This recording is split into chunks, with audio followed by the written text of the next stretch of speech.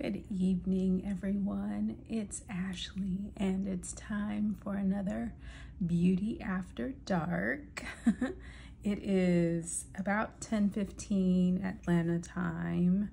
I've had kind of a long week, and it's only Wednesday, but I'm excited because I am traveling to New York City with my bestie, and we're gonna have an amazing time. So I wanted to get this filmed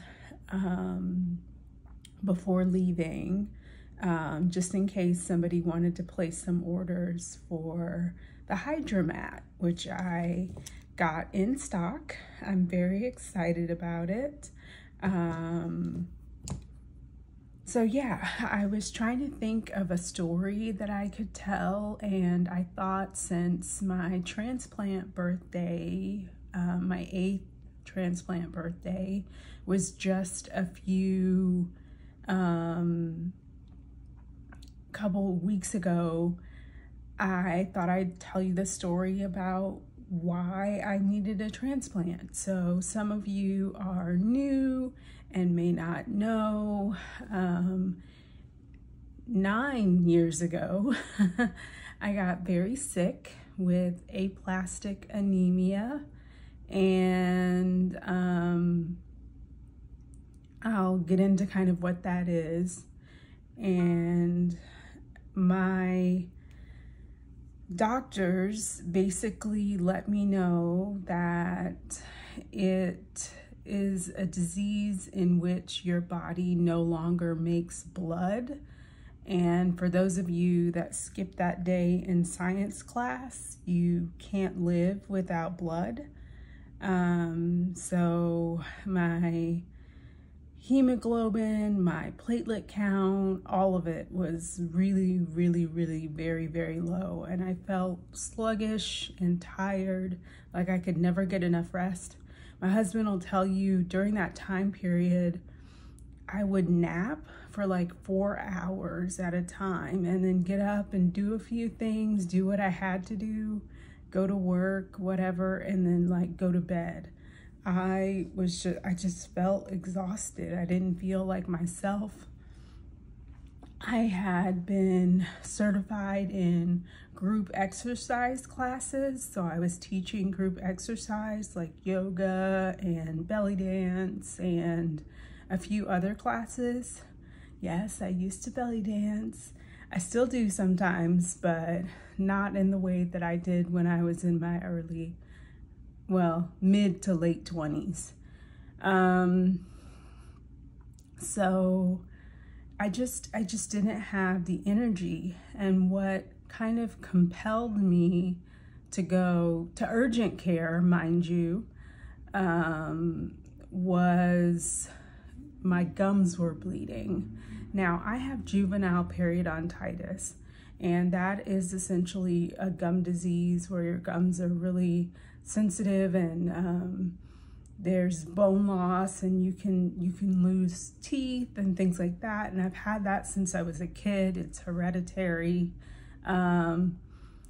And the only way to really prevent all of the horrible side effects is to just floss and brush your teeth. And, you know, that's what I've been doing for the past almost 40 years. So, well, I can't say 40 because I didn't have teeth when I was born, but close to 40 years. So I thought it was that, and sorry for the guys in the group, this may be TMI, but I thought I also was having my cycle. But the issue with that is I have an IUD, an intrauterine device, and it's hormonal. So that specifically means I usually don't have a cycle, or if I do, it's super light. I can tell you right now, I've had the IUD, I had that IUD in since 6 weeks after Alicia was born. I think she was about 3 years old at the time. and I hadn't had a period since my pregnancy with Alicia. So I knew something was wrong because my IUD was still in place, but I was bleeding. And the PA that examined me was like, yep, your IUD is there. I'm like, I know. And, you know, they drew blood and just told me to make an appointment with my regular physician. But this was the weekend now, so I would have had to wait until like Monday. I feel like this was John and I's like anniversary weekend, and we were supposed to like do something special, but I screwed that up. So urgent care calls me in the morning and is like, you need to get to the emergency room right now. Not yesterday, not 2 weeks from now, not in a month, right now.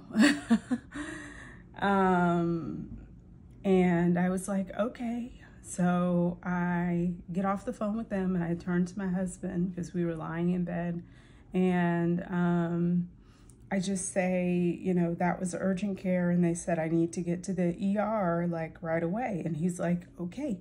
So he pops up. He's getting himself together, throwing on some pants, whatever.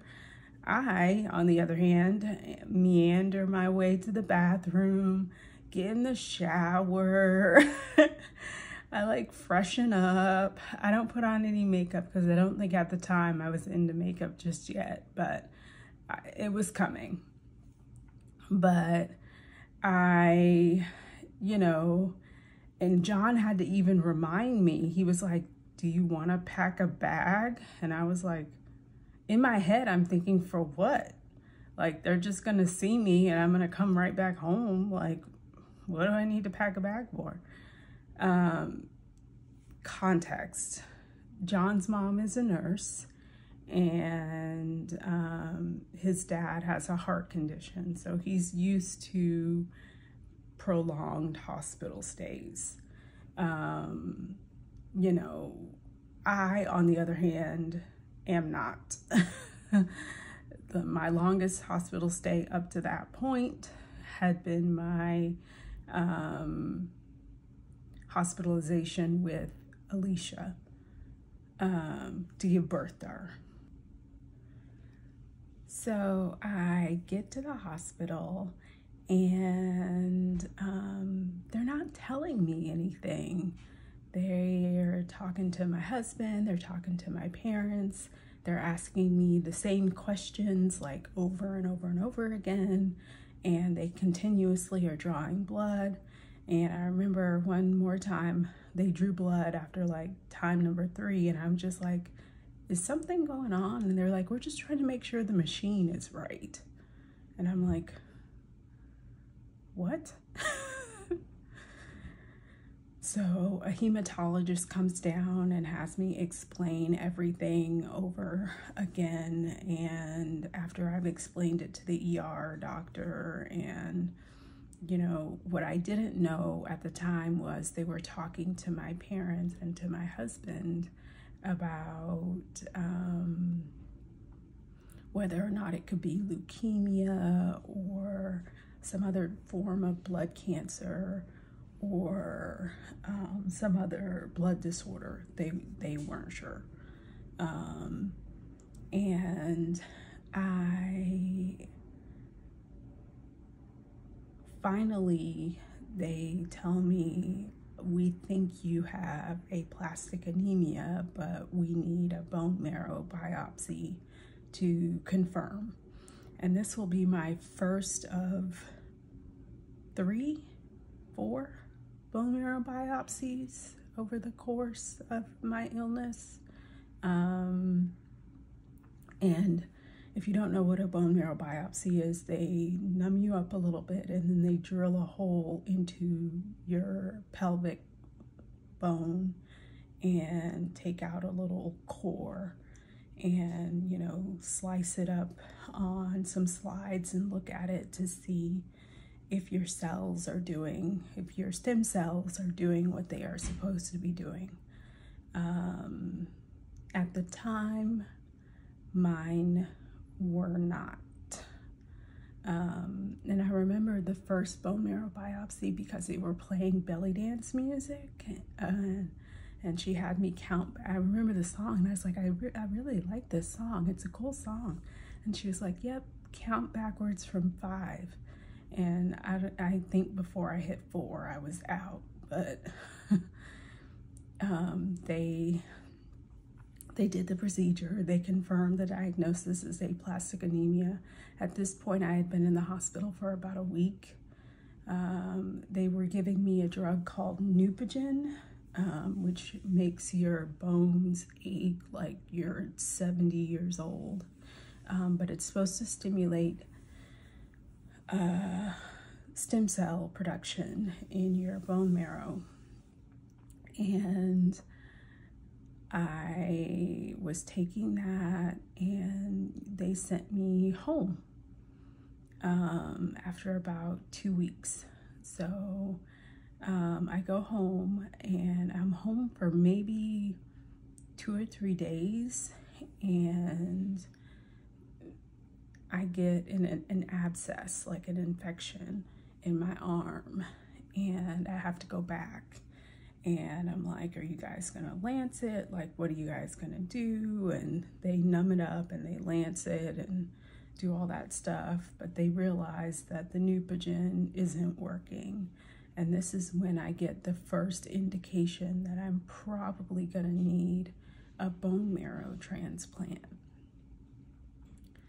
And from that, I'm kind of like, okay, well, we can do this. You know, this is something we can do. Not really knowing the magnitude of what that meant yet. But I was at Piedmont, and for those of you not familiar with Atlanta, Piedmont is one of the top hospitals in Atlanta. They were going to transfer me to Emory. Emory is like the top hospital in Atlanta. It is like a big teaching research facility associated with Emory University. But anyway, I was transferred over to Emory Healthcare, me and my records and everything. And I spend about a month in the hospital at Emory, just trying to recover. And they're giving me platelets, and they're giving me blood transfusions every couple of weeks, platelets every couple of days. My platelet count was like 4. It's supposed to be 120 to 300 or something like that, but mine was literally like the number 4. So they decide that they want to try an experimental treatment that takes about 6 months to kind of really see the effects. I'm like, before they try a bone marrow transplant, because that's how serious a bone marrow transplant is. They want to exhaust all options before trying a bone marrow transplant. And I still don't think the magnitude of how sick I was had quite dawned on me, because I remember asking if I could still work, and they were like, we don't think that's a good idea. And I was just like, okay. So I had to file for like long-term disability and all kinds of stuff. But my job was incredible, and they held my position for like a year while I was out. But we did the experimental treatment, and we were expecting to see some changes around the 3rd month, and it was still nothing. I was still having to go in twice a week for platelets and like once every couple of weeks for blood. And my body was starting to make antibodies to the blood they were giving me. So I can't tell you how many blood transfusions I received or how many platelet transfusions I received. I lost count. It was dozens upon dozens.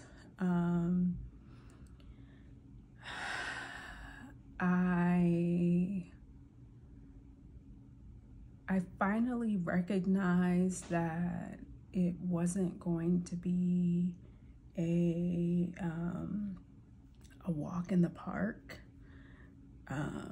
when my body didn't respond to the treatment, because I honestly had faith that my body would respond, it would recover, and it would be fine. But it absolutely wasn't. And so we decided, or I'll say my hematologist decided to transfer me to the bone marrow transplant team.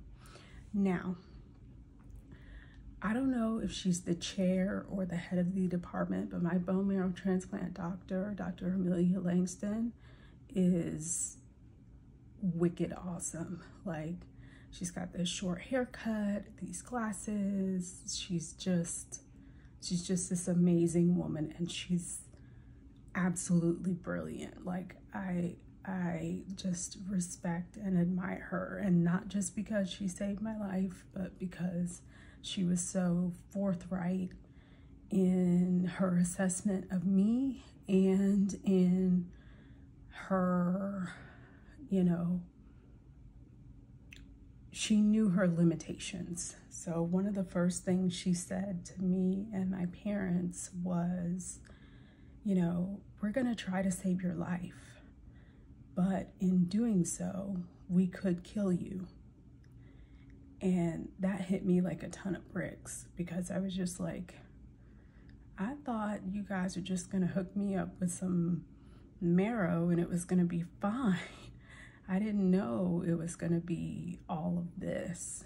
And when I say all of this, I mean high dose chemo, radiation, hair loss, just extreme fatigue, even worse than what I felt when I had aplastic anemia,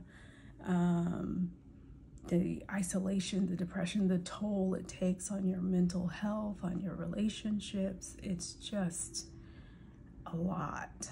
And then in a particularly devastating blow, they let me know that this would also destroy my ability to have children, any more children, which was upsetting, because John and I had definitely talked about having more kids besides just Alicia, but that just wasn't in the cards for us. And we're happy. Our family is absolutely complete the way it is. So I'm not disappointed in my choice. I'd make that choice 1,000 times over. It did feel like a tough pill to swallow at the time, but looking back, I'm just like, I 100% would have made that decision to have all the time in the world with Alicia and John, rather than to still be sick, or the alternative, which is worse, which is to not be here. So there was that. And then I will say, you know, I have to give props where props are due. Emory, there was a match on the registry, a 70 or 80% match on the registry, the Be the Match registry. But all of my siblings were half matches. So Emery decided to go with my brother, which seems counterintuitive, but I think in reality it worked because Emery had control of the situation from beginning to end, whereas they would have had, whoever my match was out there in the world, they would have had to go and, you know, establish everything, set everything up. But with a family member, a close family member, you know, everything that was local, everything Emery could control. Like, they could have my brother come in and make sure he was getting his shots. They could have my brother come in the day of, and that's essentially what happened, the day of the transplant. My brother came in that morning for surgery, and they drilled several holes into his hip bone, his pelvic bone, and extracted the marrow, cleaned it, counted it, brought it upstairs to me and gave it to me. Prior to that, I had been given high-dose chemo and radiation to kind of ablate or destroy my immune system so it wouldn't fight back against my brother's cells when they came in to take up residence. So I had no immune system. So they basically told me, you cannot get sick. You cannot get the flu. You cannot get any of these viral diseases. So they had me on all kinds of antivirals. You can't get any type of infection. So there were certain foods I had to avoid that could potentially be sources of, you know, infection. So I had to be very, very careful. And I like to joke that I was wearing a mask before it was cool, because for the first 100 days, you do have to wear a mask whenever you're out in public. And you have to avoid crowds and all of that type stuff. So, you know, I was living in a COVID world before COVID. But I made it through my first 100 days and passed with flying colors. And from then on, it was just milestone after milestone after milestone.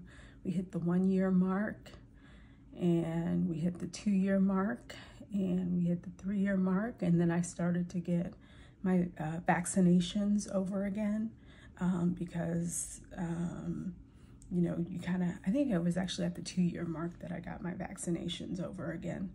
And then the 3-year mark, and then 4 and 5. And so at the 5-year mark, I got my final vaccinations over again. Just like a baby, just like a child would get their childhood vaccines, I had to get mine over again. And I was so thrilled because, you know, I am one of the vaccine preventable disease epidemiologists for my state. So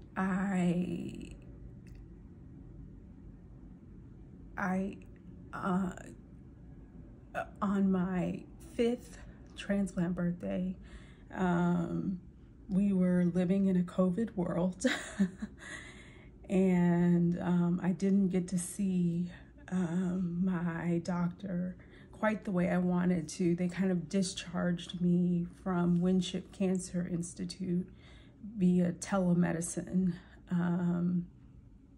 which was fine. This was after they did my final bone marrow biopsy. I had a couple more along the way and noticed that my cells were great. My blood still, if you were to sequence it, the DNA would come back as my brother, not as me. But if you were to take a chunk of my skin and sequence it, it would be me, of course. So that has been one cool thing. I'm technically a chimera, which I think those of us that are fans of anime kind of know what that means, or in the science community know what a chimera means. But it's essentially a creature or an organism with two different sets of DNA.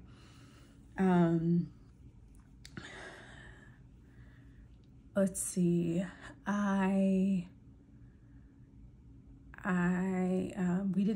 obviously didn't have a big celebration for my 5th transplant birthday because COVID. So we made that for my 8th transplant birthday, but that's kind of the story of why I needed a transplant. So I did want to say, for those of you who are not familiar with Be the Match, I encourage you to join the registry, especially if you are a minority, because there really aren't that many matches.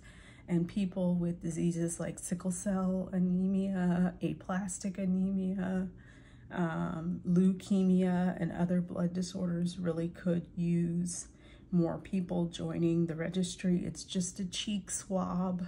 And then if you get called upon, you can donate marrow, and it's as simple as having a needle stuck in your arm. And, you know, I do think you have to take the Neupogen, which is shots that stimulate bone marrow, but all of that is covered and everything. So, it's the gift of life. Really is. You know, I was fortunate enough for my siblings who all would have been willing to do it, but, you know, my brother was the one who was chosen. So I'm grateful to him, eternally grateful to him. I'm trying to think about what else I should say. Donate blood if you can. I'm not permitted to, but if you're able, definitely donate blood, especially if you're one of the universal donors. The O group of blood, and especially if you have rare blood like AB or AB negative. So definitely, you know, do what you're gonna do, but definitely think about people who are, you know, going through something and in need of, you know, I don't know, just in need of having their lives saved, I guess. So yeah, but there is a beauty component to this. I'm gonna adjust this just a little bit, make sure my lips are okay. So this is the HydraMatte. It is Synergence's LipSense little sister. I don't know if I should wipe it off. I have balm on my lips. This may not stick very well to my lips because of the lip balm. Try and wipe some of it off.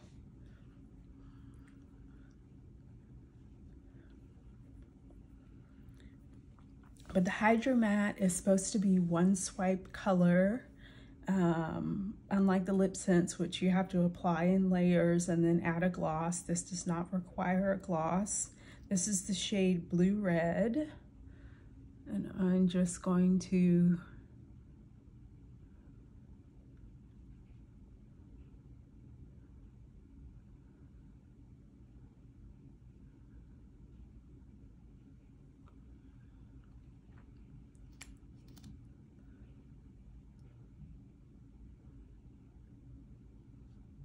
apply it like so. And if it's patchy, it's because of the lip balm, y'all. I'm pretty sure, like LipSense, it's best applied to clean, dry lips, but yeah, I can see where it's pulling the color off because it's not adhering because of the balm.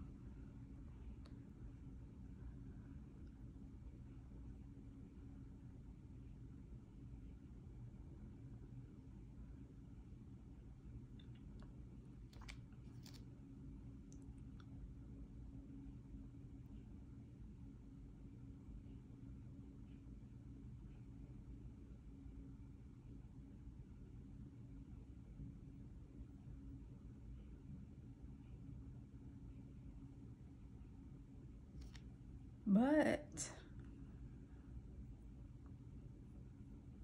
it is bright red, it is full color pigment, and I added extra layers, so because of the balm, you could probably just get away with one. I think you do need to let it dry down because it does have a matte finish. It lasts up to 6 hours. And it is water-based. So for those of you that are sensitive to the LipSense because of the denatured alcohol, this may be a good option for you. Number one, because it doesn't sting or burn your lips at all. It's water-based.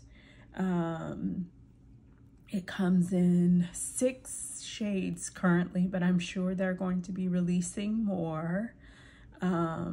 I have 3 of the shades. I have Blue, Red, Nude Honey, and Make It Mauve, or Make It Mauve. Those were the 3 that were available at the time that I got the HydraMatte, but I think Chilled Pink and Bella are also available. The only one that's not yet available or not yet back in stock is Velvet. So yeah, so this is the look. I don't have any other makeup on. I don't even have earrings on. Y'all, I just hopped on to film this because I wanted to get it filmed before I left for New York. So I'm super excited about my trip, and I'm actually really liking this lipstick. It clashes completely with the pink that I have on, but it's okay. I wanted a bright color that would show up, that would pop. So, and it's got kind of a orangey red undertone. So my favorite red from Synergens is actually Hurricane Red and then Crimson Red. Blue Red is, it's actually supposed to be a cool based red, but for me it pulls kind of orangey, and I feel like that's because I have kind of warm orangey olivey undertones, so like warm golden olivey undertones. So we shall see, but I want to thank you for tuning in. I appreciate your time. I'm sorry if this got to be a little long, but I wanted to tell the story of my transplant, and especially since my transplant birthday recently passed. And if you have any questions about it, just ask me. I'm happy to answer them. You know, I'm always, you know, willing to chat about my experience. So I thank you for tuning in, and I will see you in the next one. Bye.